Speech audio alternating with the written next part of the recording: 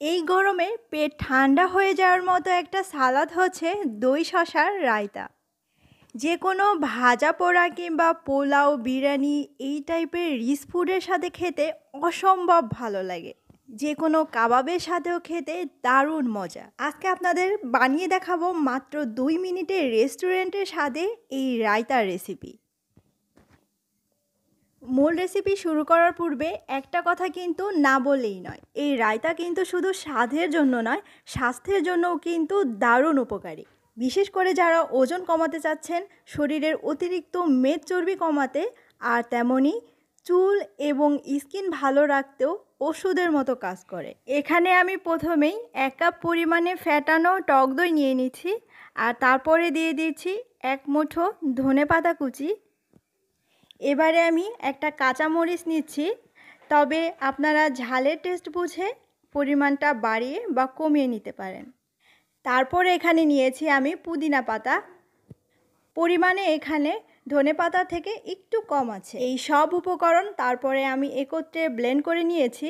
কারো হাতের কাছে যদি ব্লেন্ডার না থাকে, সেক্ষেত্রে টক দই বাদে বাকি উপকরণগুলো একটু পাটায় পিষে নিতে পারেন, কিংবা কোনো বটি বা ছুরি দিয়ে কুচি কুচি করে নিলেও কিন্তু চলবে। 1 টেবিল চামচ দিয়ে দিলাম চিনি।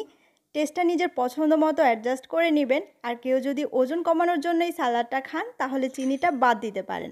আমি এখানে স্বাদ মতো লবণ দিয়ে দিলাম, আর তারপরে দিয়ে দিচ্ছি 1/4 চা চামচের মতো বিট লবণ, আর তারপরে দিয়ে দিচ্ছি 1/4 চা চামচ ভাজা জিরা গুঁড়া, আর দিচ্ছি 1/4 চা চামচ কালো গোলমরিচ গুঁড়ো।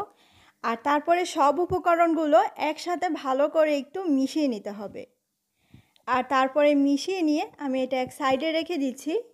এই সালাডটা বেসিক্যালি শসা কুচি দিয়েই করা হয়, তবে কেউ চাইলে টমেটো কুচিও সাথে দিতে পারেন। আমি এখানে শসা কুচি নিয়েছি 1.5 কাপ পরিমাণে, ছোটো সাইজের একটা পেঁয়াজ কুচি দিয়ে দিচ্ছি, আর স্বাদ মতো একটু লবণ দিলাম, সামান্য একটু লেবুর রস দিয়ে দিচ্ছি।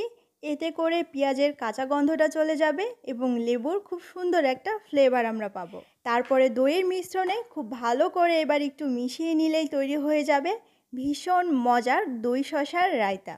মিশিয়ে নিয়ে তারপরে মুখে দিয়ে একটু টেস্ট করে দেখবেন যে কিছু লাগবে কি না, অর্থাৎ লবণ, ঝাল কিংবা মিষ্টি এই স্বাদগুলো তাহলে আপনি অ্যাডজাস্ট করে নিতে পারবেন। উপর দিয়ে লাল মরিচ গুঁড়ো দিয়ে একটু সাজুগুজু করিয়ে দিলাম। ব্যাস, এখন এটা একদম রেডি। আর একটা কথা হচ্ছে, এটা কিন্তু ফ্রিজে রেখে খাওয়া যাবে না, বানিয়ে সঙ্গে সঙ্গে খেয়ে নিতে হবে, কেননা এটা কিছুক্ষণ পরেই কিন্তু পানি ছেড়ে দিবে। আমার কাছে কিন্তু এই সালাদটা খুবই প্রিয়। আপনাদের কেমন লাগলো কমেন্টে জানাবেন। সবাই ভালো থাকবেন এবং সুস্থ থাকবেন এই কামনা করে আজকে এখানেই বিদায় নিচ্ছি। আসসালামু আলাইকুম।